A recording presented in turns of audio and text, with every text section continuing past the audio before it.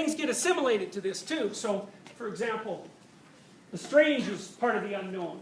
Strange idea can be part of the unknown. The emotional, and that's because emotion overtakes you. You know, you're at a movie and all of a sudden, poof, you dissolve in tears. It's like it wells up from where? From the unknown interior and possesses you. And at the same time it does with everyone else in the movie, or you know, everyone else who's tuned in and who has some feelings. So, other representations of the same domain. The foreigner. That's the person who comes from foreign lands because they're contaminated with things you don't understand. And sometimes that can be terrible because the thing they're contaminated with, especially in human, you know, in the dark recesses of human history, would be illnesses. I mean, God only knows where the Great Plague comes from, but we know that it came on ships. And so people left Italy because that's where the plague seemed to first manifest itself. They left, they went somewhere, picked up some new rats, came home, and like, poof, a third of Europe was dead. It was even worse when the Europeans went to the New World, right? Because as soon as the New World natives shook hands with the Europeans, it was like, bang, 95% of them died in the next 50 years. So the idea that the foreigner is contaminated with the unknown, that's a non-trivial idea. And if it isn't, you know, the pathogens they carry, then it's their damn ideas that come sneaking into your culture and just blow it into bits over, you know, a fair number of decades. It's something to be terrified of, you know.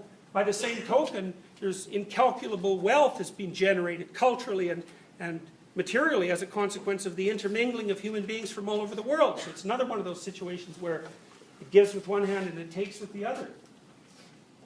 Hell, death, and the grave. The moon, ruler of the night and the mysterious dark. Matter, matrix, mother, same root words. And the earth, Mother Earth.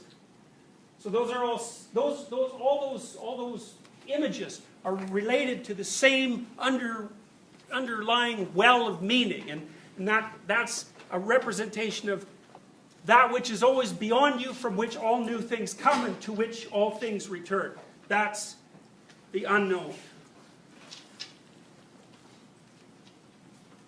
Artists are very good at representing this sort of thing. This is quite nasty, so these are your basic, you know, hell-like monsters devouring other monsters, which maybe might actually be a good thing.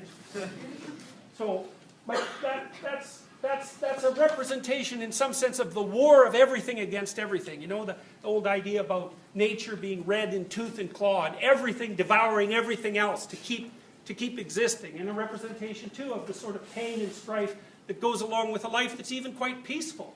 Nature's a vicious place. And you have to contend with it, and you don't know what it's up to, and it's virtually impossible to keep up with it. In Alice in Wonderland, Mother Nature's there, and that's the Red Queen, and she's the one who's always yelling off with their heads when they're trying to play croquet. It's like, really, you know, that just doesn't seem civilized. And it's the Red Queen who says to Alice, in my kingdom you have to run as fast as you can just to stay in the same place. And that's a good definition of life, because nature is always transforming. This is Kali, the devourer. It's a Hindu representation. And, well, she's quite the character, as you can see. I can tell you a little bit about the image in the middle, so that you kind of have some sense of what this... Like, religious images are often trying to represent these fundamental realities that I've been describing, these underlying structures of perception and cognition. So, Kali here is kind of she's a representation of all the things that you should run away from screaming, which is a good category. It's like the category of monsters and horror. And so, let's investigate her. So first of all, she's a spider. That's why she has 8 legs. And, you know, people don't like spiders much because they're kind of poisonous. And they spin webs and capture the unwary and then devour them. So she's in this web of fire. That's the kind of column or the arch around her. And the fire is full of skulls. You can see the skulls inside the fire. So it's like a web of flaming skulls, you know. It doesn't get more awful than that, really. And then her hair's on fire, and she wears a headdress of skulls, and then she's got a few weapons, in case you're not already terrified enough. And then she often has the tongue of a tiger, although I don't know if she does in that image. And then often there's a snake wrapped around her waist, But in this case, it's not a snake. You see those sort of coily things around her belly is sunken? That's because she just gave birth to the guy that she's standing on, and she's devouring him by the intestines. So that's Kali, and it's a representation of everything you really don't want to mess with, and you should be very, very careful about. And if you make the proper sacrifices to Kali, well, then maybe she'll show you her benevolent side, and that would be a really good thing. And you know, people have been making sacrifices to gods forever and goddesses to try to get them to stop, you know, doing this sort of thing. And you know, it's very easy for modern people to think about that as a superstition, but it's not a superstition. It's one of the most fundamental discoveries of mankind. And the discovery was, if you let go of something that you value now, maybe you'll get something better in the future. It's like that's the discovery of time.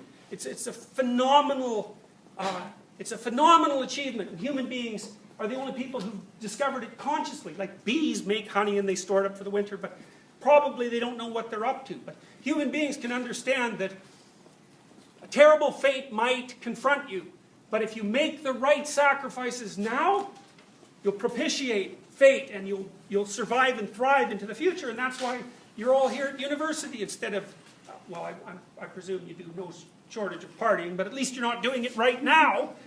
You know, you're making sacrifices to be here. And the idea is that if you sacrifice your valuable time, the time of your youth now, that the fates will smile on you in the future. And then, you know, if you didn't believe that, you wouldn't be here. So you believe it. And you act it out. You understand it psychologically and conceptually, and archaic people understood it practically and dramatically, but it was the same thing. You better make sacrifices and hope that you can turn this into its benevolent counterpart.